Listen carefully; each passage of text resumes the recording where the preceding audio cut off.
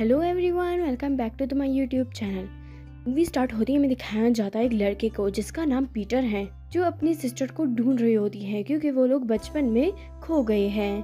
Peter अभी एक फौजी के साथ रह रहा है और वो फौजी इसे फौजी बनाने का सोच रहा है, लेकिन पीटर को इसमें कोई इंटरेस्ट नहीं। वो अपनी बहन को ढूंढने में ही मसरूफ रहता है, लेकिन हमेशा वो फौजी उसे यही कहता है कि तुम्हारी बहन मर चुकी है। तो पहले ये जगह बहुत ही प्यारा हुआ करता था, एकदम इसमें बादल छा गए और ये बादल कभी जा ही नहीं रहे थे, गरज रहे थे न बरस रहे थे। यहाँ पे वो फौजी पीटर को कुछ पैसे देता है और जाके मेरे लिए मछलियाँ खरीद लो। वो मछली खरीदने जाता है, उसके हाथ से कॉइन गिर जाता है। वो एक झोंपड़ी के पास चला जाता है और वहाँ अंदर चला जाता है। वहाँ पे एक लड़की थी जो कहती है कि एक सवाल कर सकते हो सिर्फ एक ही कॉइन के बदले। पीटर उसके अंदर चला जाता है और वो कॉइन दे देता है और पूछता है कि मेरी बहन जिंदा है या मर चुकी है। तो वो उसे कहता है ये बात तुम्हें एक एलिफेंट से पता चल जाएगी, और ये कहते हुए वो लड़की गायब हो जाती है।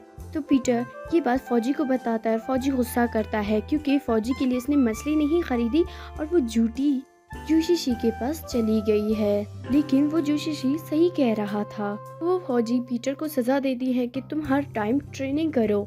ट्रेनिंग करते करते जो उनके नीचे रहते हैं कैप्टन, उसकी बीवी को गुस्सा आ रहा था कि हमें खाना खाने भी नहीं छोड़ते बार बार के टैक्टिक से।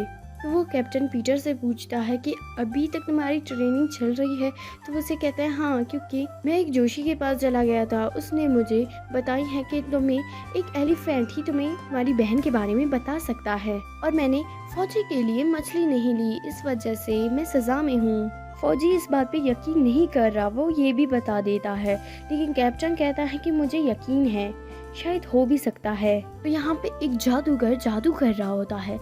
कोई भी उसकी जादू से खुश नहीं था, एकदम उसे गुस्सा आ जाता है और वो कुछ और जानना चाहता था, एक बूढ़ी औरत को जवान करने के लिए। लेकिन उसका सारा जादू उलट हो जाता है और नीचे एक एलिफेंट गिर जाता है उस औरत के ऊपर, जिसकी वजह से उस औरत के पैरों में चोट लग जाती है और उस जादूगर को जेल में डाला गया था। तो ये बात पूरे शहर में फैल जाती है।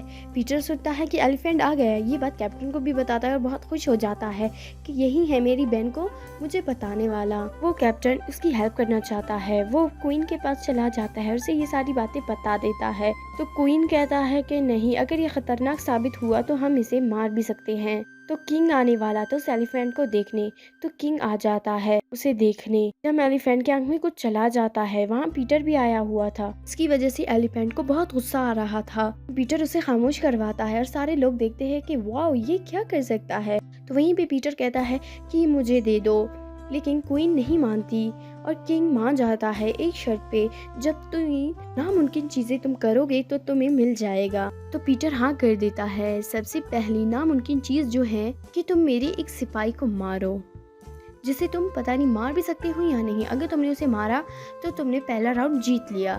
वो पूरी रात कोशिश करता है लेकिन उसे कुछ नहीं होता। यहाँ पे उसकी बहन जिसका नाम है टैन, उसकी नींद में एक एलिफेंट आ जाती है। एलिफेंट के डर के मारे वो उठ जाती है और जल्दी से अपनी सिस्टर के पास चली जाती है, जो उसे दिलासा देती है कि मत डरो बच्चे, कुछ नहीं होता। यहाँ पे उस एलिफेंट को अपनी फैमिली के ख्वाब आ रहे थे और वो बहुत चिल्ला रहा था। ये सब पीटर देख लेता है। पीटर उसे उठाता है और कहता है कि तुम मुझे रास्ता बताओ, मेरी बहन किधर है। लेकिन एलिफेंट उसे कुछ भी नहीं कहता। तो आखिरकार पीटर मान जाता है कि हाँ, मुझे लड़ाई करनी पड़ेगी।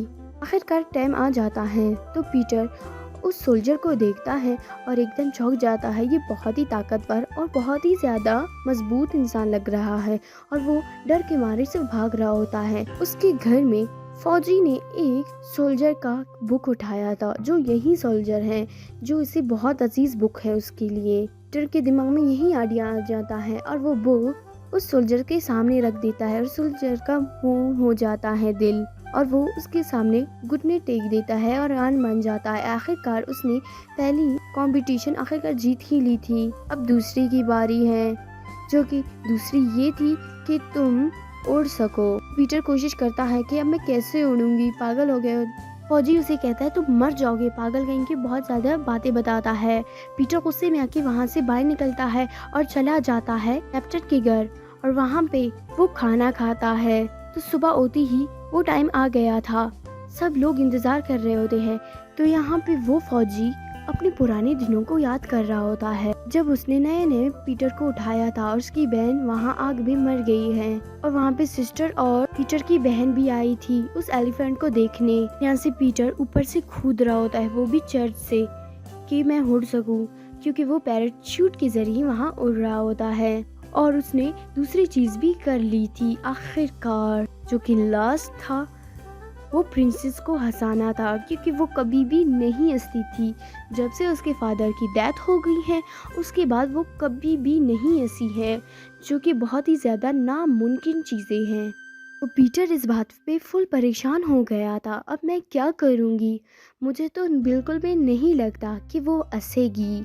लेकिन पीटर पूरी कोशिश करता है और बहुत सारे चुटकू याद करता है कि मुझे कुछ आ जाए और मैं उसे हंसा पाऊँ। तो रात होती ही वो फौजी यही बात पीटर को बता देता है कि जंग हो रही थी जहाँ पे तुम्हारी बहन एक घर में थी, मैं तुम्हें लेकर आ गई, लेकिन वो एक सिस्टर के पास थी जहाँ पे उसकी डेथ हो चुकी है, तुम फालतू में ऐसा क्यों कर रहे हो। और पीटर उसकी बात नहीं मानता और वहाँ से चला जाता है एलिफेंट के पास और उसकी गोद में सो जाता है।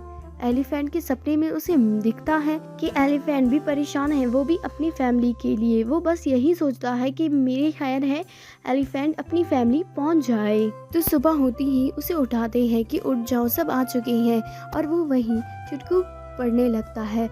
लेकिन वहाँ पे तो कोई भी नहीं हंसता।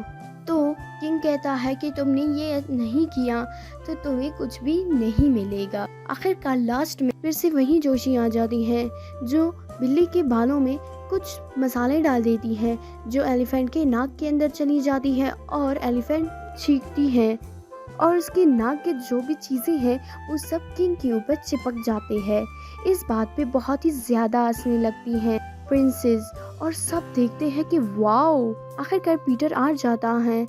और पीटर को बस यही सोचता कि जल्दी से जल्द मैं एलिफेंट को उसके घर पहुंचा दूं। पीटर उस जादूगर को दिलासा देता है और कहता है कि तुम गायब कर सकते हो, प्लीज़ इसे गायब करो। तो उस जादूगर को ले जाते हैं। आखिरकार जादूगर उसे गायब कर देता है। उसके गायब होने के बाद ये दुनिया एकदम रोशन हो जाती है और सन भी नज़र आ रहा था और बादल भी गए हुए थे।